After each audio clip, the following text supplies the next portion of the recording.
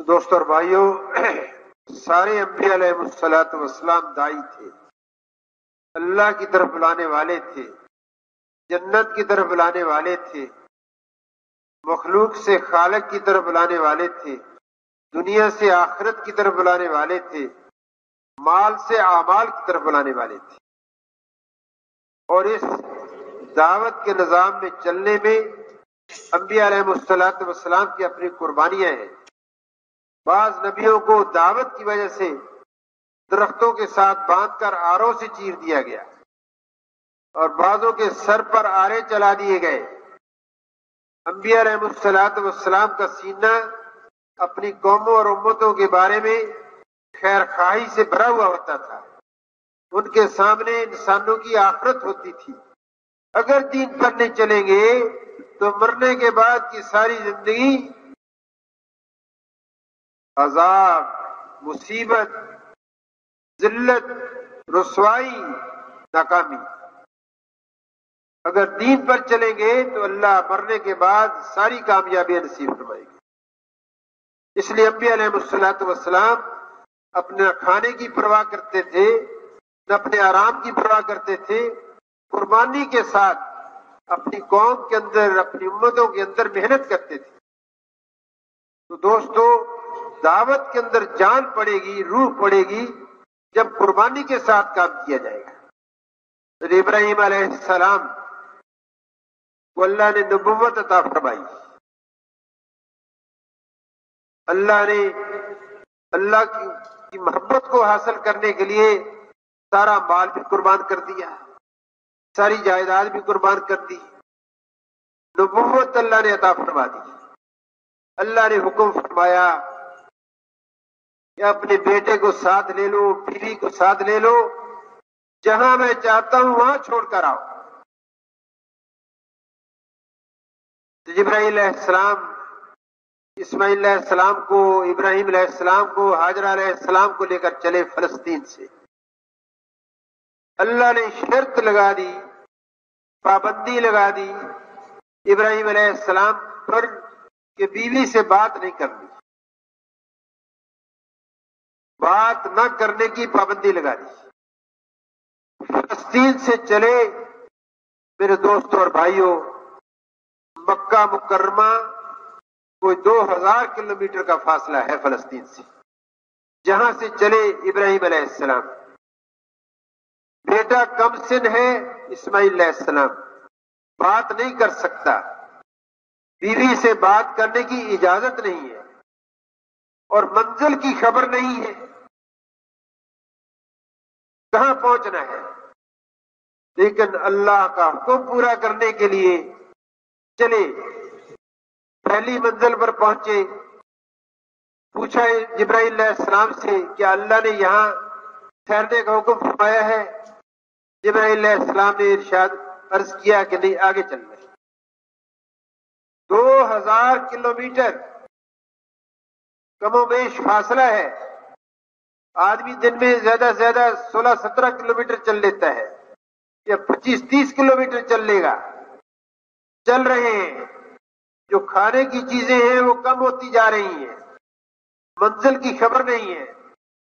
چلتے چلتے جب مکہ مکرمہ پہنچے تو پھر جبرائیل علیہ السلام سے وہی پوچھا کہ اللہ نے یہاں ٹھہرنے کا حکم فرمایا؟ تو عرض کیا کہ اللہ نے یہاں ٹھہرنے کا حکم فرمایا ہے۔ تو بیوی اور بچے کو اللہ کے حکم کے مطابق اس وادی کے اندر چھوڑ کر واپس ہوئے۔ جب واپس ہونے لگے تو بیوی نے پوچھا ہاجرہ علیہ السلام نے کہ اللہ نے یہاں ٹھہرنے کا حکم فرمایا ہے؟ علماء فرماتے ہیں بولنے کی تو اجازت نہیں تھی، سر کے اشارے سے فرما دیا کہ ہاں یہی ٹھہرنا ہے۔ ایمان والی عورت تھی، فرمایا کہ اللہ ہمیں ضائع نہیں کرے گی، اللہ نے یہاں ٹھہرنے کا حکم کیا ہے تو اللہ ہمیں ضائع نہیں کرے گا۔ تو دوستوں اور بھائیوں، ایسی جگہ پر جہاں کوئی متنفس نہیں، کوئی انسان نہیں، اور کوئی زندگی کے باقی رکھنے کے آثار نہیں, نہ کھانے کو کچھ, نہ پینے کو کچھ, اور نہ کوئی حال پوچھنے والا, نہ کوئی دکھ درد سننے والا. کم سن بچہ اسماعیل علیہ السلام اس کو وہاں چھوڑا اپنی والدہ کے ساتھ, حاجرہ علیہ السلام کے ساتھ. جو کچھ کھانے پینے کو تھا وہ چند دنوں میں ختم ہو گیا.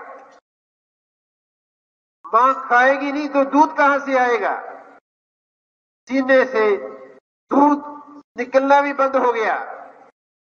اب بچہ بھوک سے پیاسا ہے, بھوک پریشان کر رہی ہے, پیاس پریشان کر رہی ہے, اور اس کو کھانے کو کچھ ملتا نہیں, پینے کو کچھ ملتا نہیں.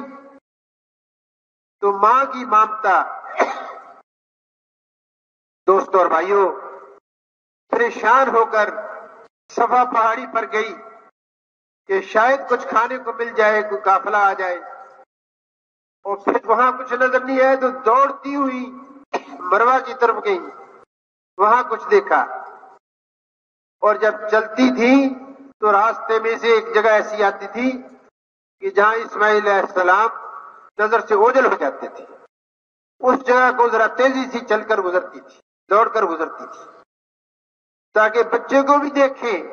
کوئی جنگل کا درندہ آ کر بچے کو اچک نہ لے.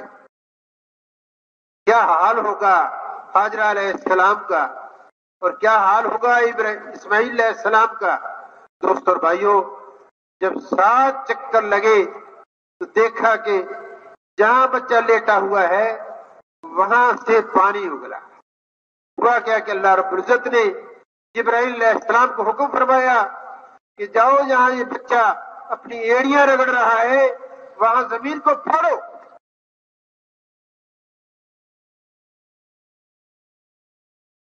جبرائیل علیہ السلام نے پر مارا اور وہاں سے پانی نکلا, اور پانی اگلا اور پھیل رہا تھا. تو حاجرہ علیہ السلام اس کی منڈیر یا اس کو پانی کو روکنے کے لیے فرمایا زم زم زم زم زم زم, رک جا رک جا, اور پانی رک گیا. علماء فرماتے ہیں کہ اگر اماں حاجرہ علیہ السلام زمزم کا لفظ استعمال نہ کرتی تو یہ پانی پوری دنیا میں پھیل جاتا ہے. تو دوستوں اور بھائیوں دعوت کی جو بنیاد ہے, دعوت کی جو روح ہے وہ قربانی ہے. আল্লাহ জাল্লা জালালুহু ওয়া দাওয়াতের জন্য আম্বিয়া আলাইহিস সালাতু ওয়াস সালামদের মুবারক জামাত পবিত্র জামাতকে এক এক পর সিলসিলাওয়ার যুগে যুগে পাঠাইছে এবং প্রত্যেকে এসে আল্লাহ পাকের দিকে দাওয়াত দিয়েছে. মাখলুক থেকে দিল সরায়ে মাখলুকের আস্থা গলত আস্থা থেকে দিল মুক্ত করে আল্লাহ জাল্লা জালালুহু ওয়া জাতে আলীর উপরে পরিপূর্ণ আস্থা স্থাপন করার দাওয়াত দিয়েছেন. মাল আসবাবের গলতে কিন থেকে মুক্তি পেয়ে আল্লাহ পাকের দেওয়া আদেশ নিষেধ আমলের উপরে আস্থা তৈরি করার জন্য দাওয়াত দিয়েছেন. দুনিয়ার অস্থায়ী ফানি জিন্দেগির থেকে মন সরায়ে আখিরাতের চিরস্থায়ী জীবনের দিকে দাওয়াত দিয়েছেন. মানুষের কল্যাণ এবং মুক্তির রাস্তা দেখাইছেন. আল্লাহ পাকের আদেশেই তারা কোরবানির সঙ্গে দাওয়াত দিয়েছেন. কেন মানুষের গলত একিন থেকে যখন সহি একিনের উপরে মানুষ আসে তখনই তার পক্ষে দিনের উপরে চলা সহজ হয়. এবং আম্বিয়া আলাইহিস সালাতু ওয়াস সালামের দাওয়াতই ছিল গলত একিন থেকে সহি একিনের দিকে আসা. কারণ মানুষের গলত বিশ্বাস, মাখলুকের বিশ্বাস, সৃষ্টির বিশ্বাস, চোখে যা দেখতেছে, যা যেখান থেকে হইতে দেখতেছে সেখান থেকে হওয়া বিশ্বাস করে বসে আছে. অথচ যেখান থেকে দেখা যাচ্ছে খাবার থেকে পেট ভরা সেটা আসলে সহি নয়. আল্লাহ জাল্লা জালালুহু গায়েব থেকে নিজ কুদরত দ্বারা তার পেট ভরার ব্যবস্থা করতেছে. যেখান থেকে সে শক্তি অর্জন দেখতেছে সেখান থেকে শক্তি অর্জন হচ্ছে না. আল্লাহ জাল্লা জালালুহু ইমতিহানের জন্য আসবাবকে সামনে রাখছেন. শক্তি তো আল্লাহ পাক নিজ কুদরত দ্বারা নিজের আদেশে দান করে থাকেন. যেখান থেকে সে সুস্থতা দেখতেছে ঔষধ ডাক্তার সেখান থেকে সুস্থ হচ্ছে না, আল্লাহ পাকের আদেশ এবং ইরাদার দ্বারা সুস্থ হচ্ছে. পরীক্ষার জন্য আল্লাহ তাআলা মাঝখানে ডাক্তার ঔষধ রেখে দিয়েছেন. মানুষ কি এই ডাক্তার ঔষধের উপরে আটকা পড়ে যায়, না ডিঙ্গায় ডাক্তার এবং ঔষধ সৃষ্টি করেনা স্রষ্টা আল্লাহ তাআলা পর্যন্ত পৌঁছে। এই জন্য আল্লাহ পাক ইমতিহানের জন্য এই শেকেলকে সাজাইছেন। আর আম্বিয়া আলাইহিস সালাতু ওয়াস সালাম এসে ওই হাকিকতের দাওয়াত দিয়েছেন, যেখান থেকে তুমি হইতে দেখতেছো এখান থেকে হচ্ছে না, এর পিছনে স্রষ্টা আল্লাহ। যেখানে তুমি দেখতেছো সেগুলো আল্লাহ তাআলার সৃষ্টি এবং তার ফলাফল গুলো আল্লাহ তাআলার সৃষ্টি। তোমরা ওই পর্যন্ত যায় পৌঁছো যেখানে আল্লাহ পাক আসলে করেন। এরকম ভাবে মাল আসবাব থেকে হওয়ার একই মানুষের অন্তরে বসে যায়। তো আম্বিয়া আলাইহিস সালাতু ওয়াস সালাম এসে দাওয়াত দিয়েছেন মাল এবং আসবাব দ্বারা কিছুই হয় না, যা কিছু হয় সুফল ফলাফল শুধুই আল্লাহ তাআলার আদেশ এবং নিষেধ অর্থাৎ নেক আমলের দ্বারা হয়। আমল যতখানি পবিত্র এবং সুন্দর হবে, উত্তম হবে, সিফতওয়ালা হবে, ততখানি তোমার জীবন বনবে, তোমার শান্তি নিরাপত্তার ফয়সালা হবে, ইজ্জত ও সফলতার ফয়সালা হবে, দুনিয়ার কল্যাণও নির্ধারিত হবে, আখিরাতের কল্যাণও নির্ধারিত হবে। কেননা আল্লাহ পাকের খাজানা ছাড়া আর কারো কাছ থেকে কিছুই আসে না। যা কিছু আসে শুধুমাত্র আল্লাহ তাআলার খাজানা থেকে, আল্লাহ তাআলার ভান্ডার থেকেই ফয়সালা হয়। ইজ্জত হোক, সুখ হোক, শান্তি হোক, শক্তি হোক, ক্ষমতা হোক, সমস্ত কিছু বুদ্ধি বিবেচনা সব কিছু আল্লাহ তাআলার খাজানা থেকে আল্লাহ তাআলা মানুষকে দিয়ে থাকেন। কোন মাল এবং আসবাব দিয়া না কেউ কোনো সন্তান পয়দা করতে পারবে, না কোনো কেউ কাউকে পালতে পারবে, না একদিন আর এক মুহূর্ত বেঁচে থাকতে পারবে। সব কিছুই আল্লাহ পাকের আলাদা থেকে হয়। এই জন্য মাল আসবাব থেকে একিন সরায়া নেক আমলের উপরে দাওয়াত দিয়েছেন আম্বিয়া আলাইহিস সালাতু ওয়াস সালাম। যদি একিন তৈরি হয় আমলের, তখন তার আমলের উপরে ওঠা সহজ হবে। এরকম দুনিয়ার জীবন যে ক্ষণস্থায়ী, দুনিয়ার জীবন যে আসলে কোনো জিন্দেগি নয়, এ তো মৃত্যুরই অপেক্ষা। আম্বিয়া আলাইহিস সালাতু ওয়াস সালাম এসে কথার দাওয়াত দিয়েছেন, সচেতন করেছেন, তাম্বি করেছেন, হুঁশিয়ার করেছেন, অতীতের ঘটনাবলী সামনে তুলে ধরেছেন, ভবিষ্যতের সুসংবাদ তাদেরকে দান করেছেন। এমনি ভাবে আম্বিয়া আলাইহিস সালাতু ওয়াস সালাম মৌলিক তিনটা গলত বিশ্বাস থেকে বের করে সহিহ বিশ্বাসের দিকে দাওয়াত দিয়েছেন। এই দাওয়াতের বিনিময়ে মানুষের ভিতরে আস্থা তৈরি হইতেছে, তখনই তারা ঈমানওয়ালা হয়েছে এবং আমলওয়ালা হয়েছে। আম্বিয়া আলাইহিস সালাতু ওয়াস সালামের দাওয়াতের পিছনে বড় বড় কুরবানি কাজ করেছে এবং আল্লাহ পাক আম্বিয়া আলাইহিস সালাম থেকে বড় বড় কুরবানি নিয়েছেন। কাউকে তো গাছের সঙ্গে বেঁধে করার দ্বারা ছিঁড়ে ফেলে দেওয়া হয়েছে। আম্বিয়া আলাইহিস সালামের অন্তর মানুষের ভালোবাসা এবং মহব্বতে ভরপুর হইতো। তারা যে কোনো কোরবানিতে পিছপা হইতো না। মানুষের কল্যাণের জন্য, মানুষের মুক্তির জন্য, দুনিয়ার পরে আখিরাত, চিরস্থায়ী জীবন, কিভাবে মানুষ সুখী হবে, এক এক মানুষ কিভাবে সফল হবে, আল্লাহ পাকের অসন্তুষ্টি নারাজ থেকে বাঁচবে, দুনিয়াও সফল হবে, আখিরাতও সফল হবে, এক ধুন এক ফিকির ছাড়া তাদের আর কোনো চিন্তা হইতো না। কখনো খাবার নাই তা ওনারা পরোয়া করতেন না, পোশাক নাই সেটা পরোয়া করতেন না, বাসস্থান নাই সেটা ওনারা পরোয়া করতেন না, ইজ্জত হচ্ছে না বেইজ্জত হচ্ছে তার জন্য ওনারা পরোয়া করতেন না। তারা যে কোনো ত্যাগ, যে কোনো কোরবানির বিনিময়েও আল্লাহ পাকের দিকে ডাকার কাজকে প্রাধান্য দিতেন, উদ্দেশ্য বানাইতেন এবং উদ্দেশ্য বানাই তাদেরকে আল্লাহ পাক পাঠাইতেন দুনিয়াতে। এই জন্য কাউকে তো তীর মেরে শেষ করে দেওয়া, কাউকে তলোয়ার দিয়ে শেষ করে দেওয়া, কাউকে করাত দিয়ে ছেড়ে দ্বিখণ্ডিত করে দেওয়া, সমস্ত ধরনের কোরবানি আম্বিয়া আলাইহিস সালামের জামাতের উপর দিয়ে গেছে। কিন্তু ওনারা এই সমস্ত ত্যাগ আর কোরবানির বিনিময়েও দাওয়াতের কাছ থেকে পিছপা হন নাই, অবহেলা করেন নাই, সামান্যতম ত্রুটি ওনারা করেন নাই। হযরত ইব্রাহিম আলাইহিস সালাতু ওয়াস সালামের কোরবানির ঘটনা বিস্তারিত ভাবে মেহমান পেশ করেছেন যে ইব্রাহিম আলাইহিস সালাতু ওয়াস সালাম থেকে আল্লাহ তাআলা এক সুদীর্ঘ কোরবানি নিয়েছেন, এক ব্যাপক বিস্তারিত কোরবানি নিয়েছেন। ফিলিস্তিন থেকে ওনাকে সফর করায় আল্লাহ তাআলা মক্কা মুকাররমা প্রায় 2000 কিলোমিটার সফর করাইছেন এবং সেখানে ছোট বাচ্চা, শিশু বাচ্চা, দুধের বাচ্চার সাথে এবং স্ত্রী হাজেরা মুমেনা পবিত্র এবং নেক বিবির সাথে আল্লাহ পাক সেখানে পাবন্দি লাগাই দিয়েছেন, শর্ত লাগাই দিয়েছেন যে বিবির সঙ্গে এই সফর অবস্থায় কোনো কথাও বলা যাবে না। বাচ্চা তো শিশু, কথা বলারই নাই, আর স্ত্রী যার সঙ্গে কথা বলার সুযোগ ছিল সেখানেও নিষিদ্ধ। আর আল্লাহ পাক এরকমই আম্বিয়া আলাইহিস সালামদেরকে বানাইছেন যে ওনারা আল্লাহ পাকের আদেশ নিষেধকে এরকম পবিত্র দায়িত্ব মনে করে পালন করতেন, যেখানে সামান্যতম কোনো হেরফের হইতো না। এবং বিবি হাজেরাও তা জানতেন। আল্লাহ পাকের নবী পবিত্র মানুষ, আল্লাহ পাকের আদেশ তারা কিছুই করেন না। এই জন্য ওনারও এটাই সান্ত্বনা ছিল যে আল্লাহ পাকের যেহেতু আদেশ, কাজী সেটাই হওয়া উচিত, এবং তিনিও সহযোগিতা করেছেন। বিনা বাক্য বেয়ে সফরের মধ্যে তিনজনই চলতেছেন। জিবরাইল আলাইহিস সালাতু ওয়াস সালাম রাহবারি করতেছেন। এক এক মঞ্জিল পৌঁছে কোথায় যাবে ঠিকানাও জানা নাই, কোন পর্যন্ত কতদূর চলবে ঠিকানাও জানা নাই, আর সঙ্গে শিশু বাচ্চা আছে, স্ত্রী আছে। একজন মানুষ একদিনে 15-16 কিলোমিটার চলতে পারে ওই জমানার পায়দল অথবা বাহনে চললে, আর নাইলে 20-25 কিলোমিটার চলতে পারে।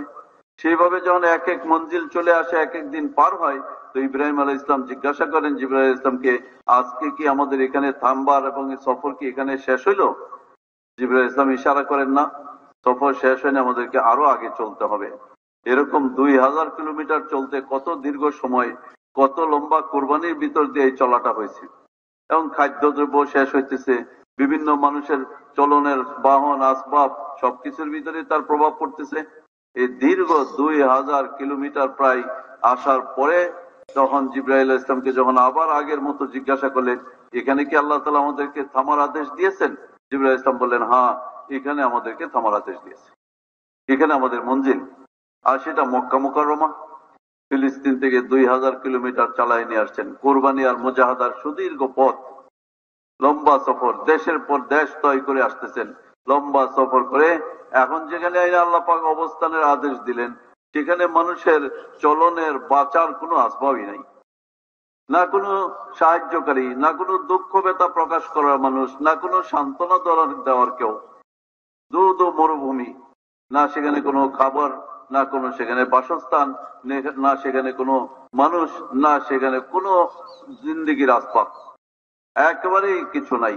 কারণ আসল তো জিন্দিগি আল্লাহ পাকের এলাকা থেকে তৈরি হয়, কোনো আসবাব দ্বারা তো জিন্দিগি তৈরি হয় না, জিন্দিগি বাঁচেই না, বাঁচে তো আল্লাহ তাআলার এরাদায়। তো আল্লাহ পাক এই কোরবানি দেনেওয়ালা এই জামাতকে, কোরবানিওয়ালা এই পরিবারকে এমন জায়গায় নিয়ে নিদর্শন কায়েম করলেন যেখানে জিন্দিগির কোনো আসবাব নাই, সেখানে নিয়ে অবস্থান দেওয়ার আদেশ দিলেন, যেন সকল দুনিয়ার মানুষ কথা শিখে নেয় এবং সে সকল দুনিয়ার মানুষের একিন শুদ্ধ হয়ে যায় যে আল্লাহ পাক যদি পালতে চান, আল্লাহ পাক যদি ইজ্জত দিতে চান, আল্লাহ পাক যদি বাঁচাইতে চান, তো কিভাবে সবকিছু ছাড়া কত উত্তম ভাবে পালেন। কিন্তু কোন জিনিস বাহ্যিক ভাবে আগে থেকেই বলে দেওয়া হচ্ছে না, যে কারণে একটা মানবিক জিন্দগির বিধান অনুযায়ী মানুষের যে অবস্থা হওয়ার কথা সবই হইতেছে।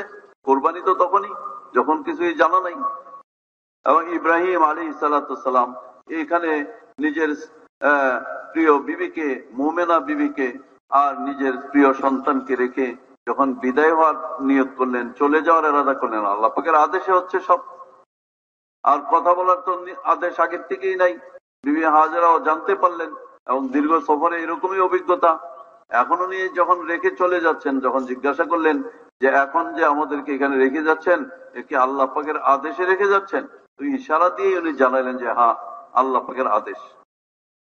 তখন এই মুমিনা বিবি এত সুন্দর উত্তর দিলেন, তো আল্লাহ পাকের আদেশে যখন হবে, তো আল্লাহ তাআলা অবশ্যই আমাদেরকে ধ্বংস করবেন না। বাস আল্লাহ তাআলার উপরে আস্থা এবং ভরসার প্রকৃষ্ট শব্দ উনি বলে দিলেন।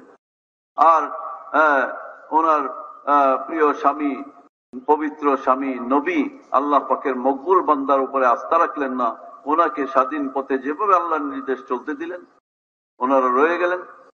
কিন্তু মানবিক তাকাজা হিসেবে উনি এক নিজের জন্য তো না, বাচ্চার জন্য তো পেরেশান হইলেন।